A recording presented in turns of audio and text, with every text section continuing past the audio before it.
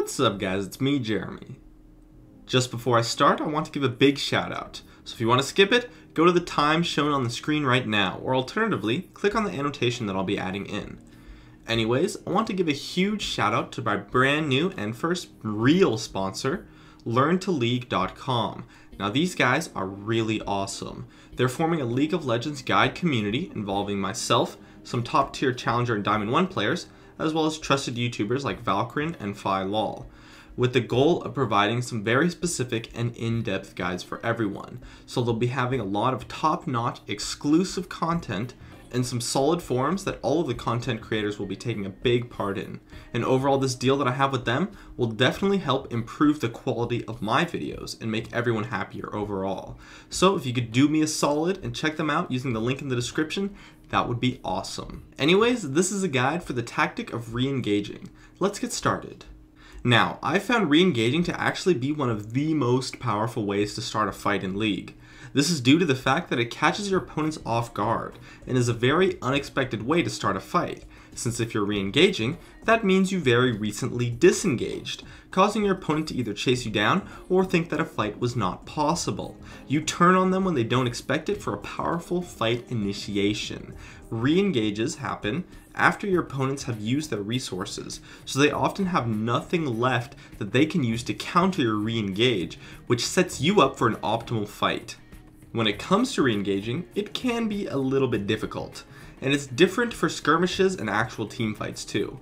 For skirmishes or fights in lane, re-engaging successfully is more about baiting your opponent to chase you. It's fairly easy to disengage these types of fights, so you want to bait your opponent into overextending by having them chase you. Do your best to look vulnerable, and if your opponent already has some sort of confidence, it's not that hard, as when you bait a chase, you just kind of run away slowly, do no damage to them until you re-engage, where you instantly turn on them and they might try to back out, but by then it's probably too late. The key thing here when baiting a chase is to make it look like you're not going to escape. Pause or run in zigzags for no reason to slow down your movement speed and deliberately get hit by skill shots in order to aid that bait. And then once in a position to fight, turn it around and jump on your opponents. In the teamfight phase, it's actually much harder to disengage a fight. So if you want to go for re-engage, what you need to do is kite the situation until you set up something that is optimal.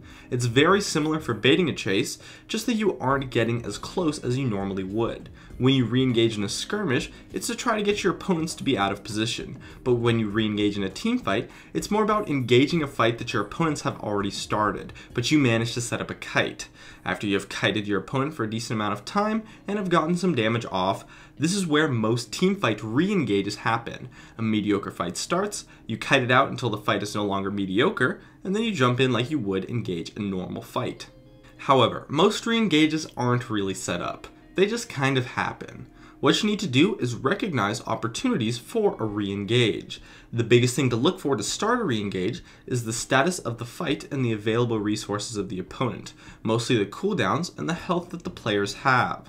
A significant swing of either in your favor sets up an optimal situation for a re-engage. Maybe you kited the opponents down and did some solid damage to them, maybe they missed a huge skill shot while chasing you, or maybe they used some major ultimates with minor results on your team.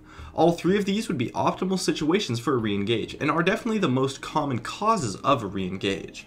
Most re-engages happen very fast with little planning, so you need to see those opportunities and follow up immediately, as re-engages do require some team coordination, so you have to re-engage as a team. I recommend pinging or doing at least something to alert your team before a re-engage, just so that they know what is going to happen. And you should know too that the biggest thing that causes a failure in a re-engage is where there's a lack of communication or someone on the team re-engaging doesn't expect it or doesn't want to. So make sure that your team is on the same page with a simple on my way ping at the opponents when re-engaging. That being said, you should also watch out for being on the receiving end of a re-engage. If there's a significant swing in either your cooldowns or health, expect a re-engage from your opponents, as it is a somewhat common tactic that a decent amount of players may not understand perfectly, but they're definitely used to performing. Overall, most re-engages happen when you're being chased down and set up an optimal kite long enough for the situation to change in your favor. Act on those re-engages and you can set up some awesome fights. My name is Jeremy and that's it for my video on re-engaging. If you enjoyed this video, feel free to check out some of my others on the screen right now. I'd love it if you could support me with a like, and make sure to subscribe for some more awesome content in the future if you enjoyed this video. As always, thank you so much for watching, and I'll see you guys next time.